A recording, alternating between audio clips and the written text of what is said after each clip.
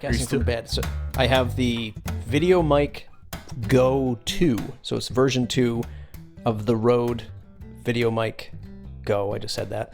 It's got the USB-C version. It's primarily meant for on top of my camera. But I just plug in USB-C directly to my laptop, and I have a Joby Gorilla Pod wrapped around my stomach and my thigh. And that's how I'm balancing this on my bed.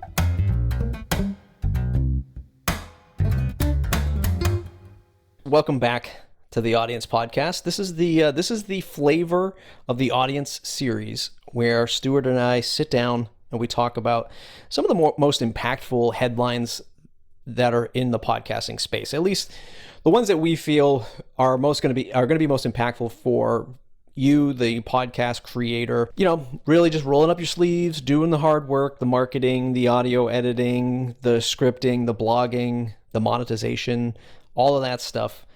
What we are going to do is kind of do like a retrospective back about 30 to 45 days of things that have happened in the space that maybe you haven't heard of, or maybe you have heard of and you just want to hear our opinion on it. And we're just going to go through some of the headlines that we've curated onto a list. All of these links will be in the show notes as well. So if you're, hey, what's that article you were talking about? It's going to be in the show notes. You know, Matt, you put together like a pretty good list of stories that we could talk about. There's one thing though that's not on your list that maybe isn't very, very specific to podcasters, but I think we have to mention. They've discontinued the iPod. Podcasting has quite literally outlived the device it was allegedly designed for. I know there's a lot of, like, James Cridlin from Pod News. He lives and dies by his iPod Touch that he has because he's not an Apple fanboy like maybe you and I are. And he's fully on sort of Android in the Google world. So his only way of testing iTunes, Apple Music and all the apps and stuff like that is through his Touch, and he is quite disturbed. I did see an article. It was just a headline. I didn't click through to see it. But as soon as they announced the retirement of the iPod, they immediately all sold out. I mean, what a way to sell your back inventory than saying, we're never going to create this again, and everyone rushes to buy it. You know, it kind of reminds me of Guided by Voices, a band that I like a lot. And I saw them in concert back in 2011 when they announced that it was going to be their final tour. And everybody, bought, every show was sold out for that tour. Well, they've put out like 7 or 8 albums since then, quite literally. They keep touring.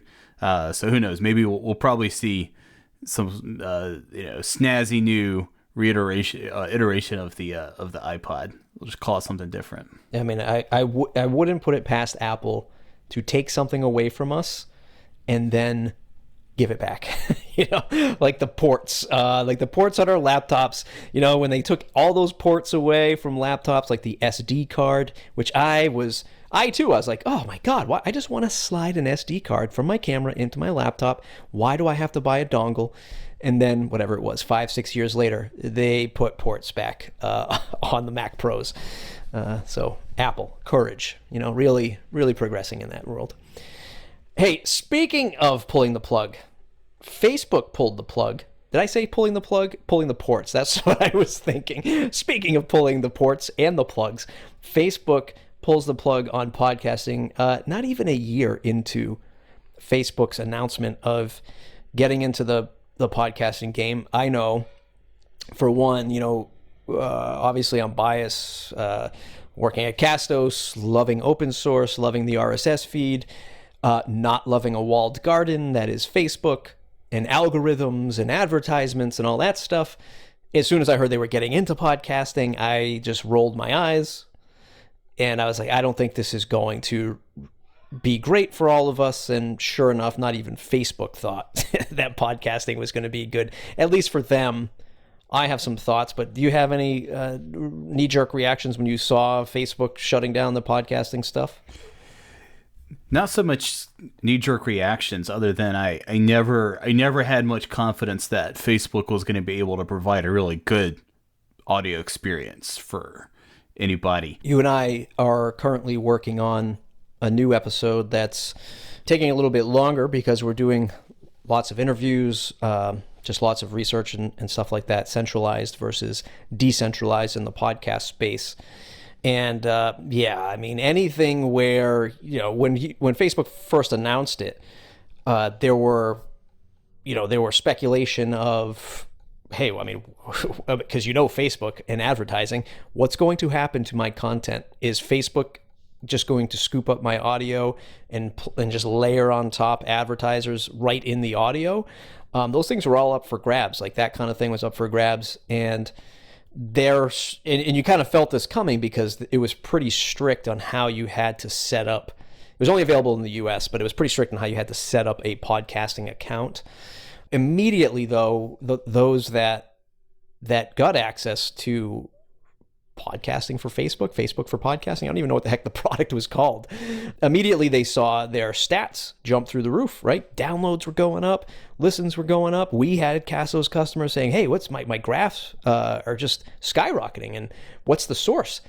And of course, it was Facebook, but it was it was almost like it was just fake traffic, right? It's Facebook loading it, counting it as a listen, and the way that they pinged the servers. I mean, it was chaotic in the very, very beginning, which is kind of what I expected from Facebook, right? This rocky rollout. But do I really, really trust the numbers that Facebook's reporting? At the end of the day, I'm happy to see. Well, I'm not happy to see it go away. In all honesty, the more, even though it's a direct competitor, maybe to Castos, the more that's out there, the better it is for the entire market. But again, I am glad it's not Facebook that's doing this.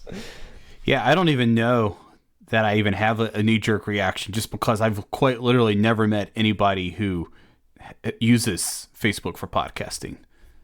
Seriously, in all seriousness, that sounds crazy. As sort of ingrained in this world as I am, I've never encountered anybody who's like, yeah, I'm using Facebook for my podcast. So I barely even have a reaction other than my I guess my gut says that's not all that surprising. The sort of the only big tech, well, I say only, but Amazon hasn't done all that much. They're doing some things in the background. We have an integration with it. In other words, you can one-click deploy your podcast to Amazon, and that'll play in Amazon Music and on Audible for podcast listening. But the other big tech giant, quite literally probably the biggest in the world in terms of footprint, would be Google. And we still don't know what they're going to do. I didn't link this up in our notes, though I should have. We still don't know what Google's going to do with podcasting. There's a big hypothesis that it's going to be just a YouTube-focused thing, and maybe roll that right into Google Music, which pairs up to YouTube. But we still don't know what's going to happen there, and that's sort of like the one that's, with Facebook dropping out. Will Google continue, or is it the same fate? I don't know. If you strictly think about it from like a user interface, right? Google's horrendous. It's like Google Play and all that, at least in my opinion. Like, I don't use it to listen to podcasts at all.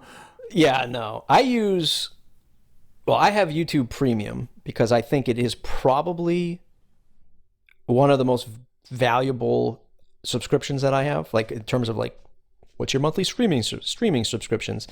Just for the sheer fact that there's no more YouTube ads, right? That's a huge thing. Like, I'm willing to pay to not see ads on YouTube, especially when you have kids and they're watching stuff. Forget about it. Removing ads, fantastic. That also comes with YouTube Music, or whatever they call it, maybe just Google Music. I don't know. So that's the one I use just because I already pay for it. So I don't use Spotify or anything else. I just use YouTube, and I do really like it. It seems to work well for me, but I listen to no podcasts on YouTube. But the Tom Webster, Edison Research, when he was there, he talked about Google or YouTube being the most leveraged platform for discovering new podcasts. So you do have to be on YouTube, I think, if you're really trying to grow, but the product is not built for it yet. Can you even integrate your RSS feed into YouTube? I feel like you're teeing this one up for me, Stuart, but good tee up. So you can't yet. And that's the big question. Like, what are they going to do? Are they just going to ingest RSS feeds, or is it going to be like this Apple Premium game where you have to, manage your files at Castos and then go manage your files at Apple. Right now, what we have for Castos customers is you can republish your audio files to YouTube directly. So you authorize your YouTube account with Castos, you upload your podcast goes live, it goes to the RSS players, and it goes to YouTube at the same time. So that's how we solve it now. I don't know what they're going to do in the future. Yeah, well, I mean, that's good for convenience, but I mean, the analytics are separate, right? Like, I mean, right, yeah. I mean, and that's, I mean, that in and of itself isn't the end of the world, but yeah, I mean, if you can gather the data and the analytics all in one place from both YouTube and all your different directories, that's got to seem like a game changer. And I suspect their analytics will be reported separately, just like we have to report Spotify analytics separately to our customers. So anything that travels, or anyone that listens to your podcast over a standard RSS player or on the websites, we gather all that data and we display it right in our stats. If you're looking for your Spotify stats, you have to go to a separate Spotify tab. We don't mix the two, only because of the way that Spotify reports the stats to us. We just have it on a separate tab. I suspect it'll be the same for YouTube as well once that happens. I mentioned Tom Webster before. I said when he was at Edison Research, he is no longer at Edison Research. We have 2 links from Edison Research that are in the show notes right now. We have the top 50 shows and we have the top genres in the US. The most interesting thing to me is the genres in the US. As one can expect, Joe Rogan is still number 1 in top 50 shows. Top 50 shows don't really seem to be moving all that much, save a spot or two for some shows. But the genres is the most interesting to me because I think that gives insight into the opportunity for a new podcaster. Like, where can one succeed in podcasting? And maybe picking a less competitive genre is the smart thing to do. There's 2 ways of looking at that. First of all, when we're looking at the top 50 podcasts, you've got Joe Rogan, number 1, $100 million contract at Spotify, Crime Junkie, The Daily from the New York Times, This American Life, that's an NPR affiliate, The Office Ladies, they're already famous, Dateline NBC, all this stuff, Pod Save America, all pretty good shows. Like, this is good stuff. But I think where you were going with that, Matt, is like, not only should that help you determine how you think about the type of show you make, but also like where you focus or how you measure your own success. So in other words, not worrying so much about overall like downloads and impressions, but connecting with that right audience. And then, looking at the best genres, I think will kind of help you dictate that. Yeah, I'm looking at the top 50 list. I know I said we weren't going to spend too much time on the top 50 list, but what I do find interesting and what other creators might seem interesting, if I'm doing back of the napkin math, it seems like, so they list the show, right? They'll list the show title, and then they'll list the producer or the company behind it. And I think only 1, 2, 3, 4, 5, if I'm reading this quickly off the top of my head, 5 of them are listed as independent, as in maybe not a major backing. And even though, to throw a bone at Joe Rogan, it is, largely just him and one other person. Same thing for H3 Podcast. I believe, they probably have a bigger team right now, but they're not, they're not NPR, they're not the NBC, they're not the New York Times. Like, they don't have literally billions of dollars behind them. So that's kind of cool to see that, 5, 6, if you count even some of the bigger ones, are mostly independent. I guess it's a loose term, but 5 of them are listed as independent, which I guess is a cool thing to see or not. It's either glass half full or glass half empty when you look at this list, I guess. Yeah, I think when you just consider now what podcasting has become, the fact that there's 5 of those who, for all intents and purposes, are competing with, let's say, Wandry and Vox Media, Conan O'Brien, right? It's really pretty wild when you think about it, that an independent creator is charting not far off from Conan O'Brien. That's absolutely wild to me. Let's take a look at these top U.S. genres. We got comedy, number 1, news, number 2, society and culture, 3, true crime, 4, sports, 5, TV and film, 6, And then in the seventh spot, which is where I spend a lot of time, business. And I bet that's business, like real business with air quotes. I spend a lot of time listening to, businessy podcasts from like small businesses. I bet it doesn't really count that much there, but maybe it does. I don't know. This is an interesting list. And technology, the biggest surprise for me was technology was number 16 on the top genres. I would have assumed that to be way up at the top because on YouTube, that's pretty, what I think anyway, it's a pretty big genre for YouTube, but maybe it doesn't perform well in audio for obvious reasons. I can't believe leisure beat out technology. Yeah, I know. That is pretty crazy. Fiction, with all of the investment going into like fiction podcasts, like Marvel. I think there's a new Batman series that's out too on Spotify, ? And I was like, man, with all that money being poured into those sort of like fiction podcasts and secondary podcasts that go along with a film, yeah, I expected that to be a little bit higher. So our other article right alongside this, and some good news, I wrote down this note in our script. When everything else feels like it's going down, it's nice to see something going up, which is apparently podcast listenership, at least in the U.S. Podcast is attracting more new listeners than ever. According to new research, over 50% of daily podcast listeners began listening in the last 2 years, based off of Nielsen's Podcasting Today report. U.S. listeners have grown by 40% in the last 3 years. The data suggests that podcast advertising drives an aided brand recall of 71%. So podcast listenership going up. That's a good thing. There was a little bit of a dip in the beginning of the year where I saw on Twitter, and I saw some of our colleagues and even competitors saying, I think there's like a little dip happening. Like people started going back to work momentarily, and then they're like, yeah, we're done with this audio stuff. But apparently Nielsen says, listenership has gone up, and I'm sure it has for sure. Nothing boosts audio and podcasts like being locked up for 2 years, literally. Well, can't people listen to their podcast on the way to work? Like, what's going on? Why are they yelling just because they have to go to work now? Yeah, I know. Now they're just like yelling at themselves. Why am I back in the car? Like I don't even have time. I don't even want to listen to audio anymore. Yeah, man. Screw the drive time like morning radio and all that. It's all just commercials anyway. Yeah, it's one of the things I think that. Again, like with our research that you and I have been doing for the centralized, decentralized topic, I think a lot of people have gone into podcasting. Well, let me say it this way.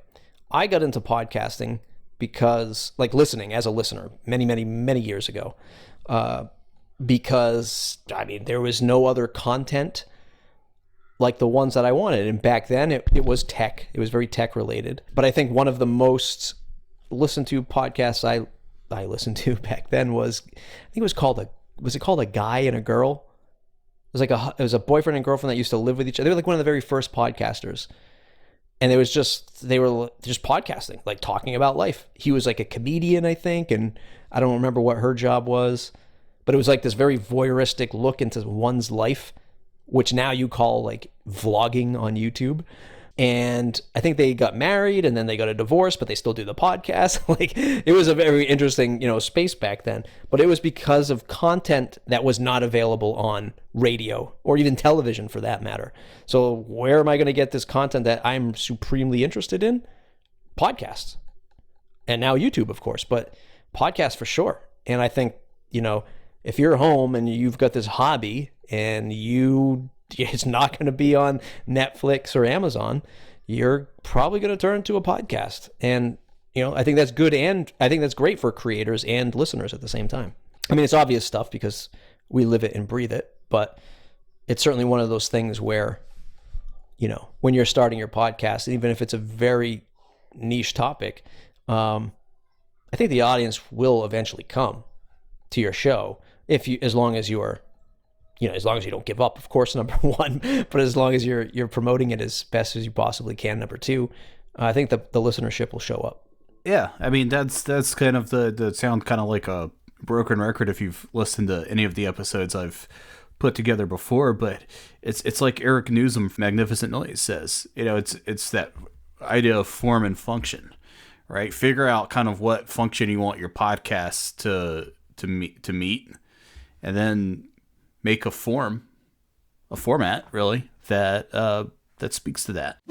To contrast the news, the going up, podcast satisfaction, according to this Rephonic article, podcast satisfaction peaked in 2016 and has since been declining steadily. They're pointing towards ratings for podcasts. I'll just come clean. It has been a while since I have rated a podcast, though I also haven't.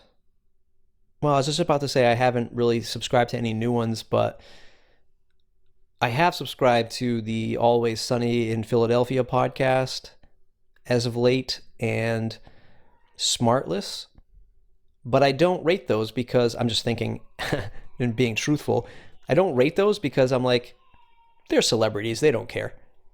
But if it was like you, Stuart, if you were like, hey, I'm launching this new podcast, can you check it out? Yeah, I'd go rate you.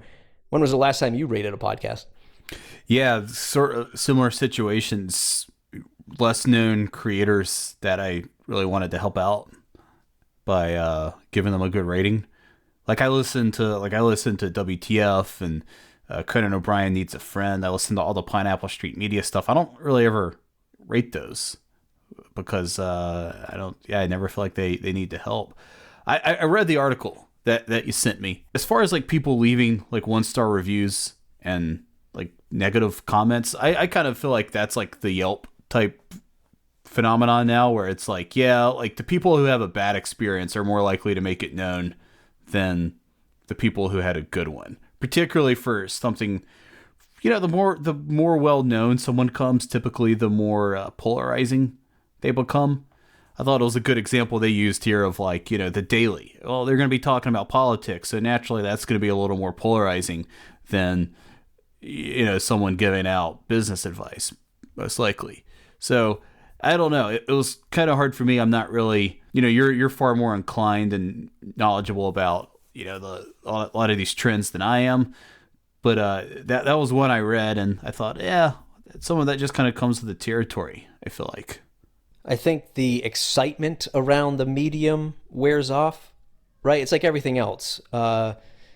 When something new comes on the scene, like podcasting, everyone's, oh, what's this podcasting thing?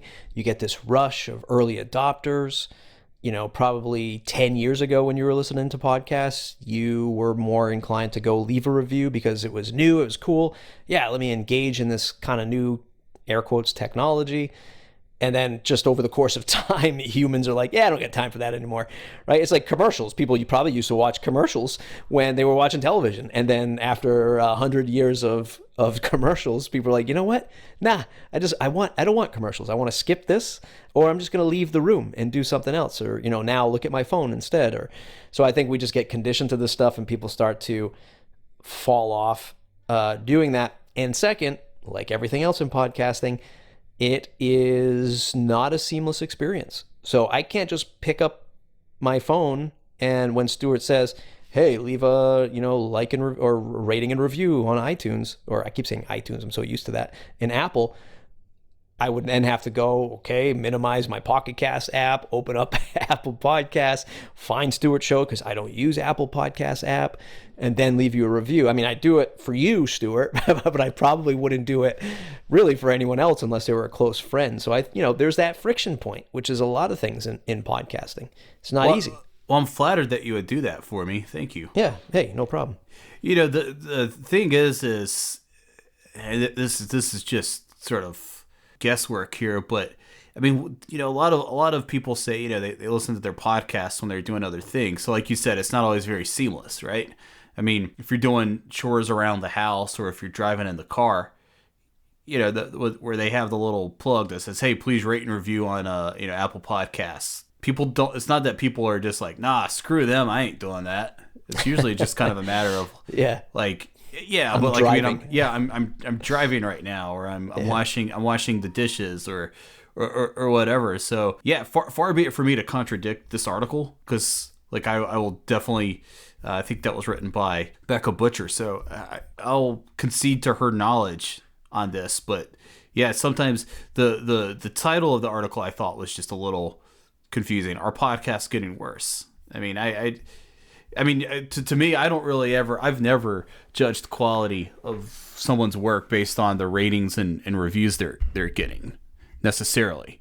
I mean, there are people I think who get a lot of good coverage, and deservedly so. But yeah, I think like for all the reasons you just mentioned, and I think, market saturation. There are a lot of podcasts. I mean, I know we say there's not too many, and there aren't, but now people have more options than they ever had. One of the things that is, I don't have this written down, but again, for the third time, I'm gonna pull on our centralized, decentralized topic here. One of the things I really love about the podcast 2.0 spec is there are things that cross over as long as the apps support them. One of the things that they're working on is commenting, and commenting would, in a perfect world, if I'm listening into Pocket Cast and you're listening in Overcast and both apps support podcast 2.0 commenting, and Castos, of course, would have to support it as well, then your comment left in Overcast, I would see it in Pocket Cast. That's a perfect world. They're doing it now with things like clips, where you can save clips of a show, and those clips are then broadcasted across all apps that support it. So if we launch this show or publish this show today or whatever, we could make our own clips and say, hey, these are the best 3 clips right here for the show. If you wanted to listen to just these 3 clips, you could do that. And those 3 clips would appear in the podcast apps across the world. Now, it's a big stretch because all of these podcast apps have to support it, but these are things that are really going to help creators. So we should all be, hoping that these standards get adopted, because it's only going to be better for podcasters. Otherwise, the big distribution points, Apple, Google, Spotify, they'll just keep it in-house, because that's the name of the game in big business. All just stuck and enclosed in this platform, whereas this other stuff that we're all doing in the industry is across everyone in open source. So we'll save that as we dive more into that episode. That'll be a great one for sure. Yeah, I'm stoked for to really do more work on that, and obviously it's gonna be a lot of fun to share with everybody. So stay connected, everybody. Castos.com/audience. This is your, I don't even know what we're calling this, monthly news update. I don't know. This is where Stuart plays like the news jingle coming in, like, in tonight's nightly news. Castos.com/audience. If you have a topic that you want to email Stuart and I, just send us an email. hello@castos.com. Tweet at us, CastosHQ on Twitter, and we'll work in your question, comment, audio file. If you want to send us a voicemail, we'll work that into the next episode that we sit down here and do. We hope everyone enjoyed it. Hope you learned something. We'll see you in the next episode. Hey there, listener. It's Matt. Before you go, I want to offer you, the aspiring podcaster, 2 special items. Number 1, if you haven't started a podcast yet, or you want to find a better podcast hosting company, start here at Castos. Use our coupon code audience20, that's audience20, when you sign up for a new account at castos.com. Start a podcast like the one you just heard, or about gluten-free muffins, whatever it is, will help you get your podcast out into the world. Number 2, did you know that our academy is free? Enroll today for free at academy.castos.com. Get access to our courses, videos, and templates, all for free. Thanks for listening to the Audience Podcast today. We hope we're helping you become a better podcaster. All that's left for you to do is share this episode on social media. Bye for now.